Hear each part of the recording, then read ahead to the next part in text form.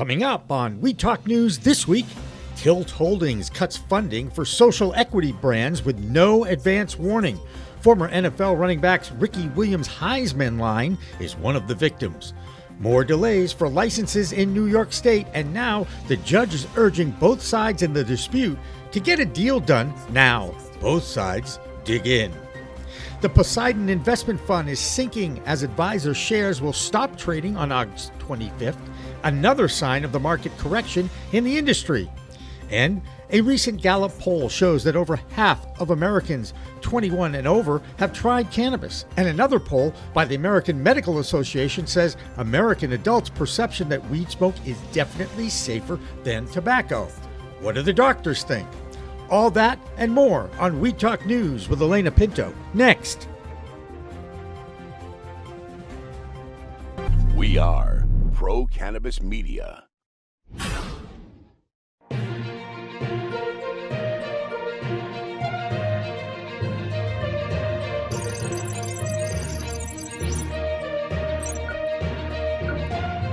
Hi, everyone. Welcome to the weekly news production of Pro Cannabis Media that we call Weed Talk News. I'm Elena Pinto.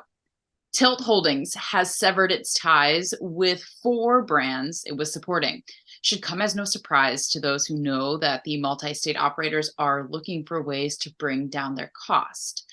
But the real surprise to the social equity brands impacted was that it came with no warning.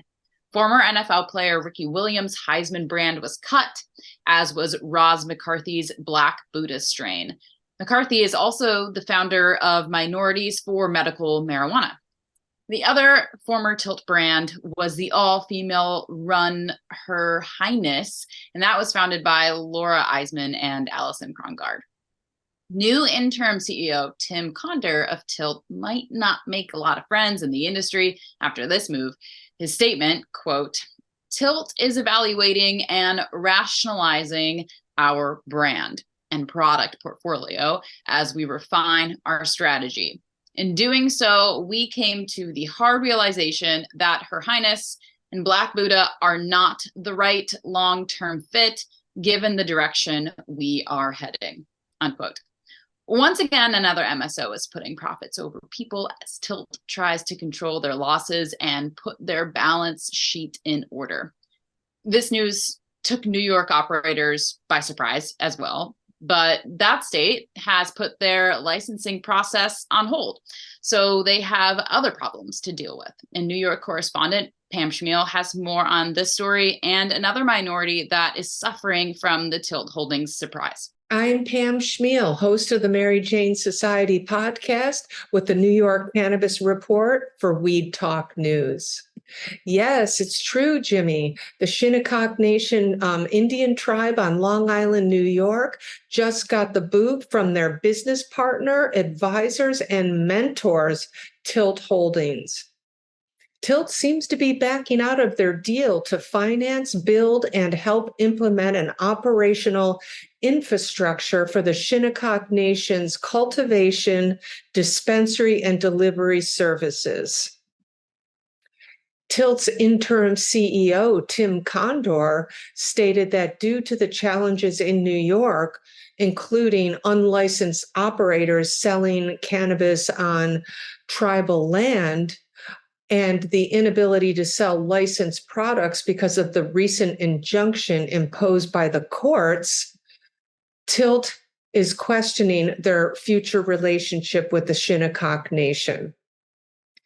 And on the other hand, representatives from the Shinnecock Nation shot back and want to make it very clear they are continuing to move forward with plans of constructing their cultivation and dispensary operations. And much like New York, they are trying to squash the unlicensed operators on tribal land, and they still plan to be the first tribally owned legal adult use dispensary on sovereign land on Long Island. And lastly, we are watching what happens next in the latest injunction imposed last week, halting any new cannabis licensing activities. The judge has asked all parties involved to find a solution outside the court, and no one seems to be shaking the olive branch at this point. That's this week's New York Cannabis Report. I'm Pam Schmiel for Weed Talk News. Tilt Holdings is based in Phoenix, Arizona, and that's where you will find Karen Black, who has our Arizona Cannabis Report. I'm Karen Black from Greenfinger Consulting with the Arizona Cannabis Report for Weed Talk News. 3 social equity companies got a surprise this week. Her Highness, Highsman, and Black Buddha Cannabis were all dropped by Arizona conglomerate Tilt Holdings with no warning. The company claims it is not the right partner to help build those brands. Interim CEO Tim Condor stated the changes are part of refining Tilt's overall brand strategy and vendor rationalization effort. In another unexpected development, Tilt announced it is severing its partnership with the New York Shinnecock Nation due to various challenges in that state's market. There are some interesting statistics from the Grand Canyon state. Arizona's average monthly adult use sales decreased from 125.7 million to 113.5 million for the first half of 2023 compared to 2022, a 9.7% drop. The state joins 5 other mature markets reportedly experiencing macroeconomic pressures such as price compression and inflation. Despite the decrease in sales, 4 Arizona cities ranked among the top 40 most weed-friendly as published by 24/7 Wall Street. Phoenix came in at number 17, while suburbs Glendale and Mesa were 22nd and 23rd respectively. Scottsdale scored the 38th spot. On another positive note, driving under the influence of marijuana accounted for only 154 crashes, or 0.07%, on all Arizona roads in 2022, and only 1.09% of fatal crashes. The figures contradict anecdotal claims that cannabis legalization has caused more traffic accidents. That's this week's Arizona Cannabis Report. I'm Karen Black from Greenfinger Consulting reporting for Weed Talk News. Another day and another sales record for a legal adult use state. In this case, it's Michigan. That state has been legally selling cannabis to consumers since the year 2018, and now they have new monthly sales record in July. $276 million was sold in that month in Michigan, a 32% increase year over year and a 6% jump from June. So while sales continue to increase in the industry, the doom and gloom from the biggest players in this space is also continuing. In this case, the investment community. Advisor shares the largest cannabis fund manager will liquidate the Poseidon Investment Fund at the end of August. And with more from what is going on with the public cannabis market, here's Doug Miller from High on Wall Street.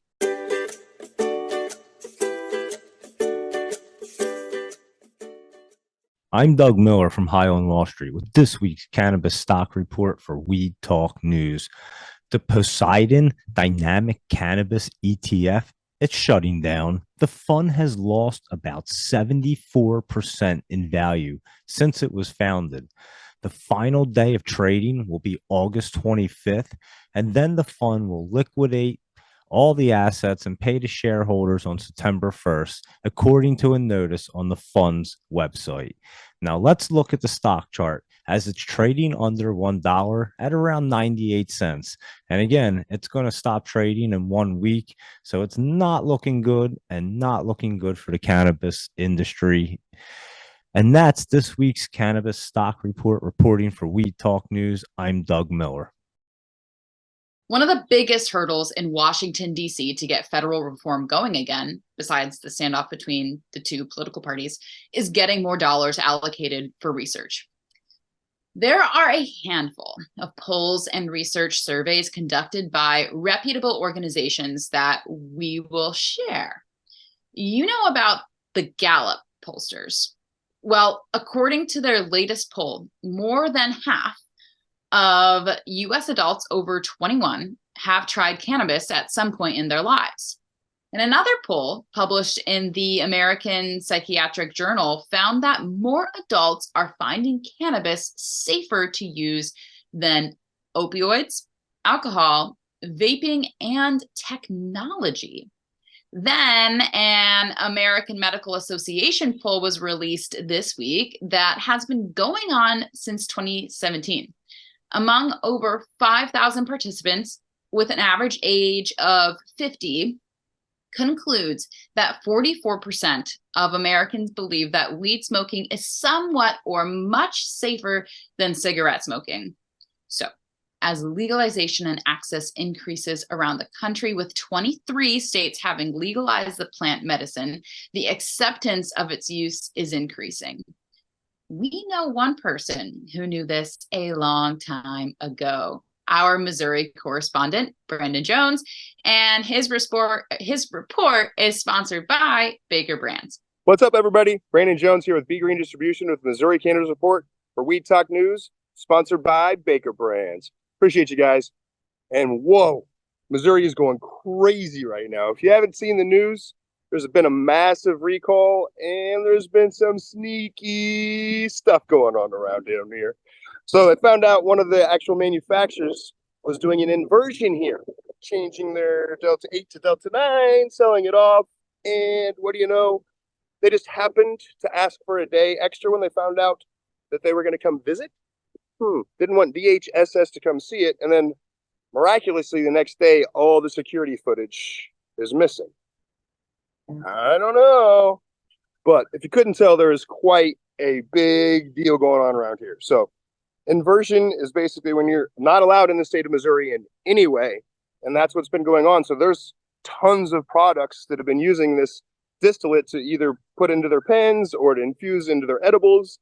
And now they're finding out this was not done legally in any way. And there's going to be quite an investigation. There's already been lawsuits filed and all that is already happening here in Missouri. So our first real big, I'd say, recall, we had a littler one before that I wouldn't say was too small, but this is on a whole nother level. We're finding out there was actually, might be some intent here versus the other one might have, all the other ones might have just been mistakes and didn't, catch it in testing. So it's been a little crazy. So make sure that when you go check out your dispensary menu before you go to all the dispensaries here in Missouri, because there's a lot of products you can't get. But on a lighter note, events are getting ready to happen. The weather's beautiful. Concert season is around the corner. We've got Paul Wall coming. We got Juicy J coming again to Kansas City. So please get out here to Kansas City. Take advantage of this beautiful weather. Find some cannabis that's now recreational legally here. So when you visit, you can just go to a dispensary.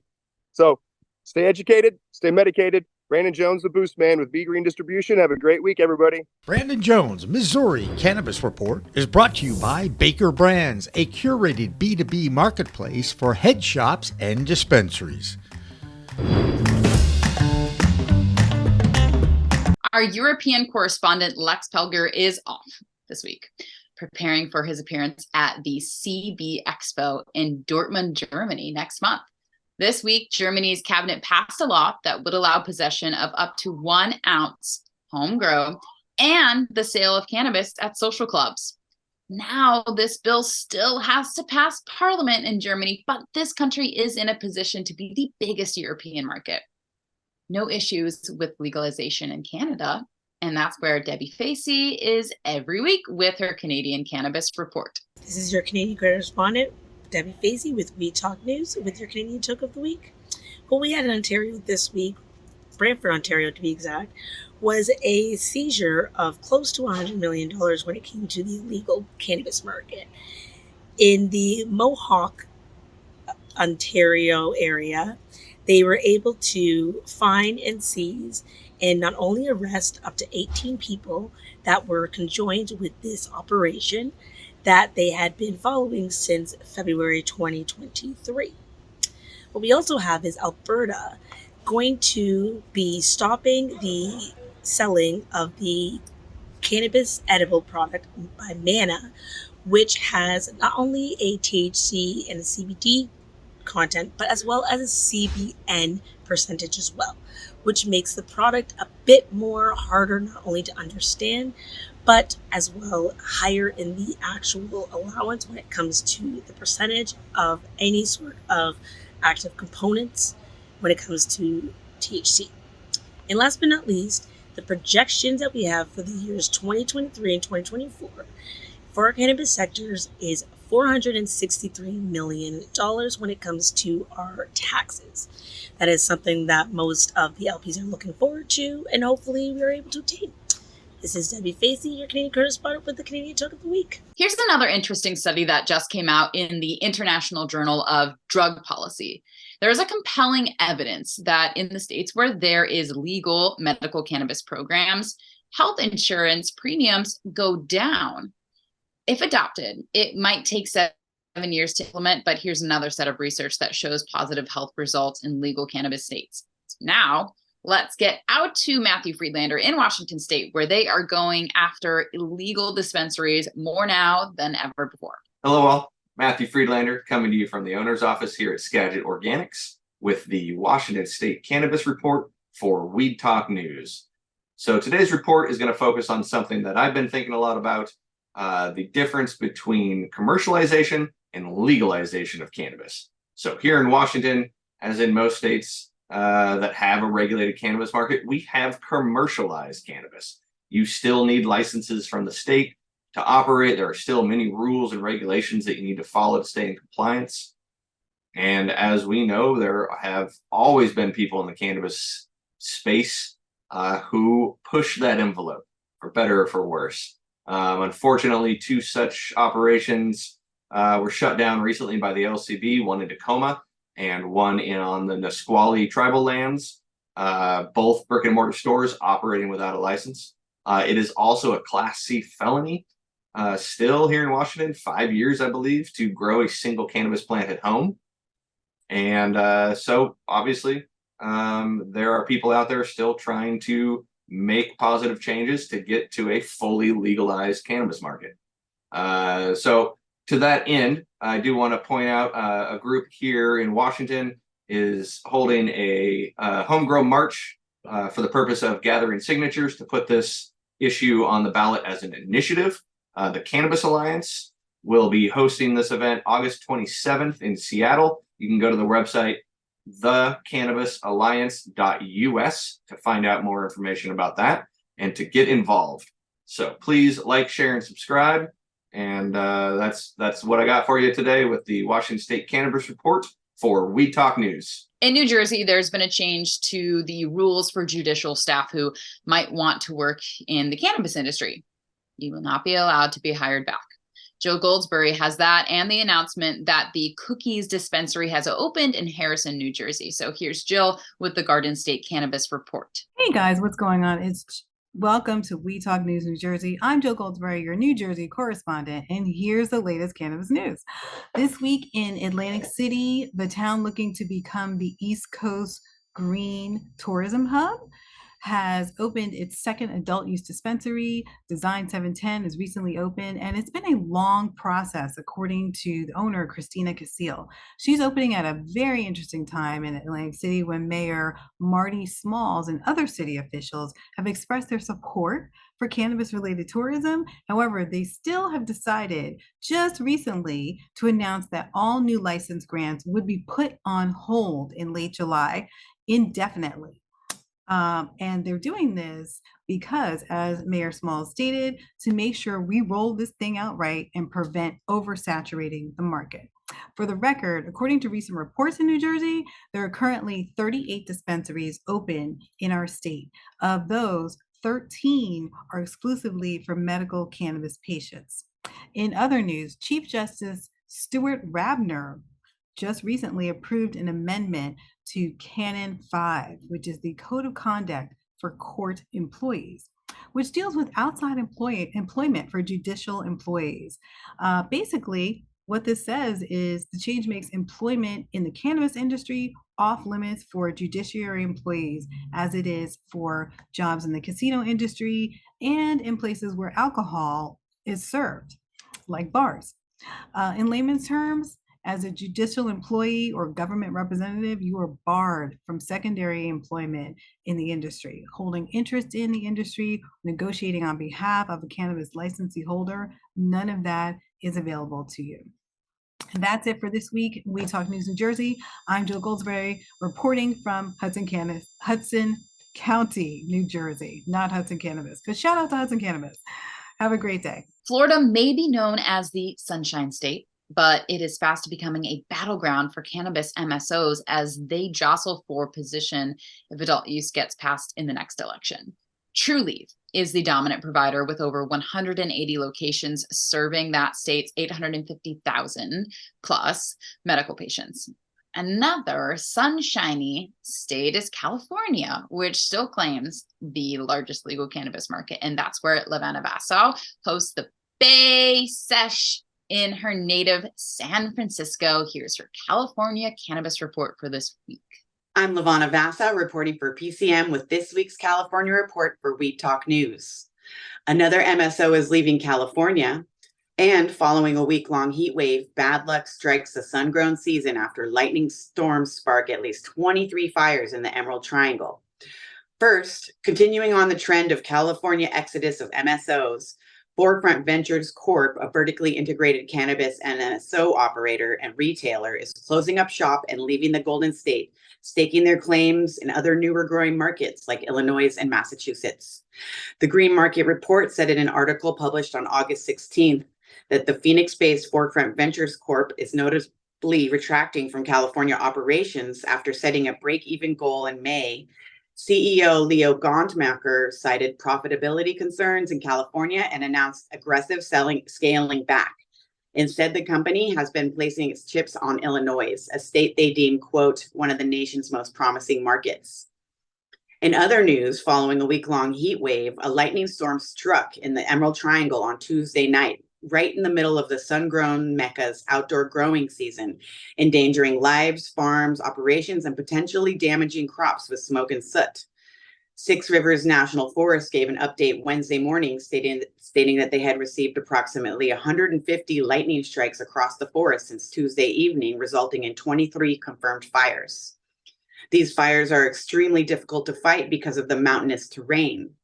The update on Thursday reported that the Lone Pine Fire Complex continued to burn near the Hoopa Valley Reservation in northeastern Humboldt County and had grown to 450 acres with just 5% containment. The Bluff Complex fire was at approximately 200 acres. The Pilot Fire Complex in Humboldt County had grown to 100 acres with 0% containment. The Kelly Fire was at 1,100 acres, and the Slide Fire had reached an estimated 340 acres. That's this week's California Cannabis Report. I'm Levana Vassa from PCM, reporting for Weed Talk News. In January this year, Connecticut launched Market for Adult Use Sales of Cannabis. Over the first 6 months of the year, the Nutmeg State has sold 122 million of adult use product. In the other New England states, July was a record-setting month. So did Connecticut follow that? Well, Angie Seifert keeps an eye on her state, and here's her Connecticut Cannabis Report. I'm Angie Seifert from Skip Intro Advisors with the Connecticut Cannabis Report for Weed Talk News. Northern Lights, Kush, Haze, cannabis is now being sold at Connecticut dispensaries under common street names. Connecticut state law is very specific. Adult use cannabis strain names may not be identical or confusingly similar to the names of existing non-cannabis products, a previously approved brand name of cannabis, or an unlawful product. Now, 8 months later, cannabis users can buy the product under common street names, but customers still won't see Gorilla Glue or Death Star, as an example, because those would be identical or confusingly similar to the name of an existing non-cannabis product. Us in Connecticut hope this first step leads to a more relaxed prohibition of branding and brings better access. Missouri-based cannabis production facility Shangri-La seeks to open a production facility in Stratford, Connecticut. The facility would not offer retail sales and would likely employ about 130 workers. Shangri-La also is preparing to open a drive-through dispensary in Norwalk and has previously expressed interest in operating a store in the New Haven region. I live in Stratford, and I'm very supportive of bringing business and tax dollars into my town. Finally, more Norwalk residents can enter the legal cannabis market if they meet state residency requirements in neighborhoods disproportionately impacted by poverty and the war on drugs. The State Social Equity Council recertified its map of these neighborhoods or tracts called disproportionately impacted areas to include 2 new tracts. This means residents who have lived in or grown up in these neighborhoods may be considered social equity partners. Norwalk's additional 2 tracts are part of a statewide move to create more opportunity for those affected by poverty and the war on drugs. I'm Angie Seifert from Skip Intro Advisors with the Connecticut Cannabis Report for Weed Talk News. Out west in Oregon, they continue to have issues with their cannabis market, even though they were one of the first states to legalize it. Well, now their governor is talking about an Oregon state bank that would provide capital to farmers and dispensaries. Marianne Corsagi has our report from Oregon. I'm Marianne from Alibi with this week's Oregon Cannabis Report for Weed Talk News. This week, Oregon Governor Kotek vetoed a bill that would have provided funding to study creating a state bank for cannabis. Banking is challenging, and while there is access through credit unions, having a state bank would have affirmed the state's commitment to the cannabis industry. Unfortunately, likely due to political maneuvering, the bill was vetoed. Also, using the same phrase from last week, embattled dispensary chain LaModa is again in the news. Last week's news was about a sewer dispute with a neighboring sushi restaurant. This week, Willamette Week discovered new tax liens totaling more than $4 million. This is in addition to the other $7 million in tax liens previously reported. All while LaModa's owners are still delinquent on other bills in Oregon and are expanding to New Mexico. And finally, the lawsuit filed by the trade organization CHOW and some farmers against the OHA and the OLCC to request a stay of the Aspergillus testing requirements continues to progress. That'll do it for the Oregon Report this week. I'm Marianne with Alibi for Weed Talk News. In our nation's capital, both houses of Congress remain on their summer break. But that doesn't stop Andrew Beringer from sharing the biggest stories on the federal reform effort. The Department of Justice is disagreeing with a ruling from another court on the rights of gun owners who use cannabis. Here's Andrew. Reporting for We Talk News, this is Andrew Beringer with the DC Report. Now, in federal news, another federal appeals court has ruled that a federal ban preventing people who use cannabis from possessing firearms is unconstitutional.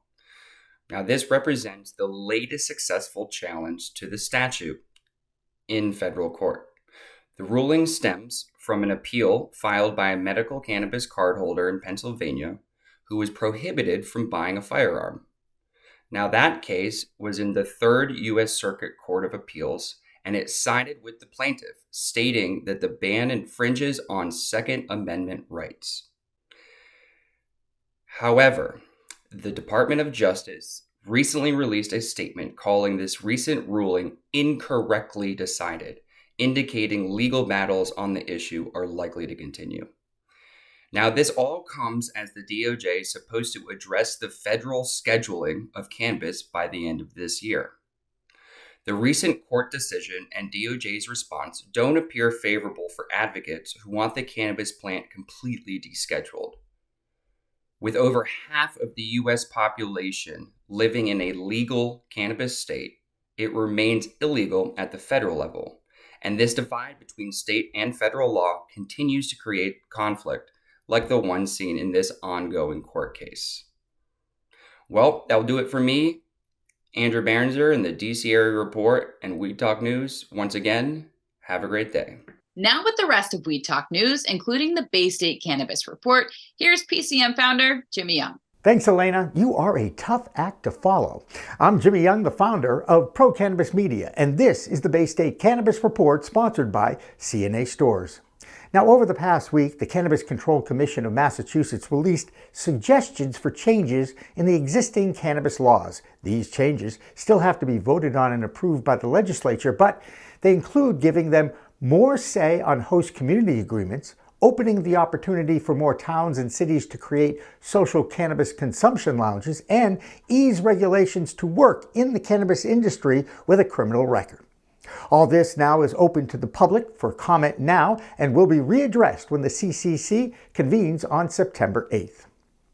Big Plan Holdings investment group out of Nashville, Tennessee, is now consuming Silver Therapeutics. It's a dispensary chain in Maine, Vermont, and Massachusetts. Now, Silver Therapeutics has 3 dispensaries in operation in the Bay State in Boston, Williamstown, and Palmer. Big Plan is acquiring the real estate and the operations across all 3 New England states with eyes on more expansion in the Northeast. And if you're into the music and culture of the cannabis industry, you might want to check out the Terp Town Throwdown in Spencer over the weekend. Many music performers are set to rock out on Friday and Saturday and stop by that #1 booth. That's right, it's the one-hit wonder booth at #1 at the show. Check it out. Tell them Jimmy sent you. You can get your tickets at terptownthrowdown.com. That's the Bay State Cannabis Report, sponsored by CNA Stores. I'm PCM founder Jimmy Young reporting for Weed Talk News. Live from the Summit Lounge is supported by CNA Stores in Massachusetts, a veteran-owned and family-operated dispensary in Amesbury and Haverhill that has the best selection in the state and a dedication to the community north of Boston. Illinois continues to build their cannabis market into a billion-dollar industry, and our man in that state is attorney Thomas Howard from Cannabis Legalization News. He recognizes that just because they're selling a lot of weed in that state, there's still plenty of issues to deal with. Here's Thomas's report from Illinois. Hey, what's happening, everybody? My name's Tom, and you can find me over at CannabisIndustryLawyer.com. I'm here with the Illinois Report. Illinois broke records, at least for July, with over $140 million of cannabis sales. Now, for those of you doing math at home, and is that $140 million is actually recreational, not including medicinal. There are only 136 dispensaries in the state of Illinois, which means that an average Illinois dispensary did over $1 million in the month of July. And that's pretty interesting. There have been 30,000 jobs created by the cannabis industry in Illinois since 2020. And many of the purchases, about 30% of them, come from out-of-staters. This was the highest month for Illinois sales almost ever, except for December of 22, where they did almost $144 million in sales. There are only 136 dispensaries that are open in Illinois, but 347 have actually been issued. Well, 55 of those are conditional ones. We got one. So tune in to Cannabis Legalization News for us trying to get a dispensary open in Illinois. And with that, that's the Illinois Report. Back to you in the studio. And finally tonight, of course, it has something to do with sports because I'm doing it, right? So when is a Hall of Fame induction ceremony more like a Hall of Flame induction ceremony? Well, that's when Dwayne Wade is involved. The newest member of the Naismith Basketball Hall of Fame was inducted last week in Springfield, Massachusetts. And in his celebration, he announced he too was getting into the weed business, or rather he's teaming up with Jeter. No, not the former Yankees shortstop, but the top-selling pre-roll brand in the country, according to some. These products will be available in California, Arizona, and Michigan. The first 5 consumers who buy in those states' legal dispensaries will get a bonus. It's an autographed edition of the Hall of Flame brand from the Basketball Hall of Famer, Dwayne Wade. That's this week's Weed Talk News. I'm PCM founder Jimmy Young reporting, and remember, it's a whole new world of weed out there. Use it responsibly.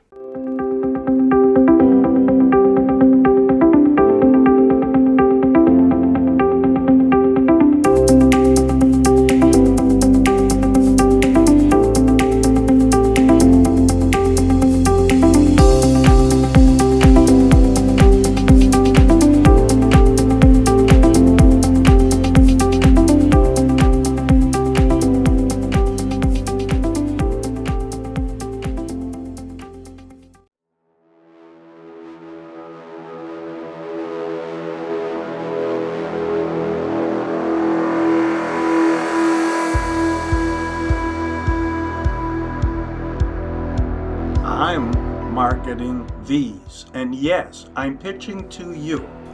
That's Steve Levine, the inventor and principal behind the One Hit Wonder. And this little efficient device is getting rave reviews. And there's more uses than just a one-hit wonder. The One Hit Wonder, you get a 50 milligram hit.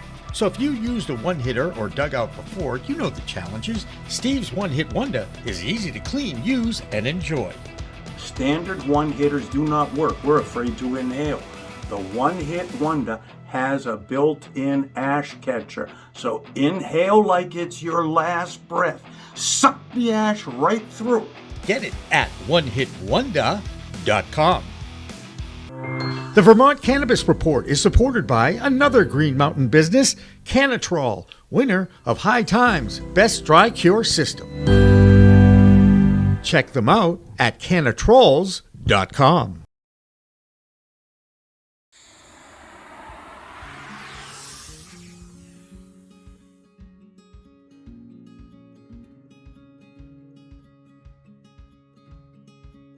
You would think that it is.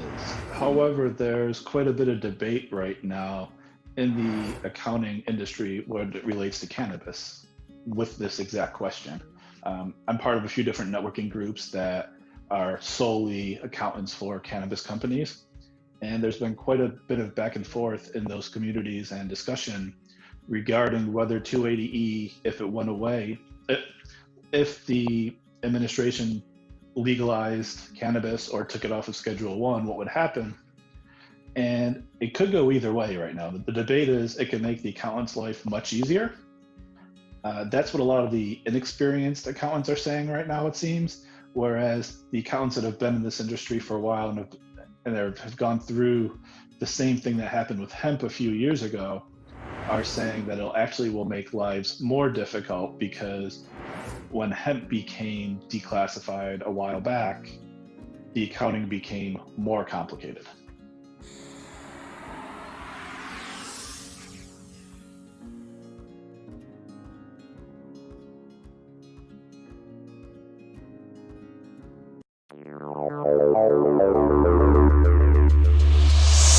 Safetiva Labs in Westfield is fast becoming the #1 testing lab for cannabis in Western Massachusetts. Safetiva understands the importance for accurate on-time test results for your product. That's why their current compliance panel turnaround time is less than 2 days. That's Safetiva Labs in Westfield.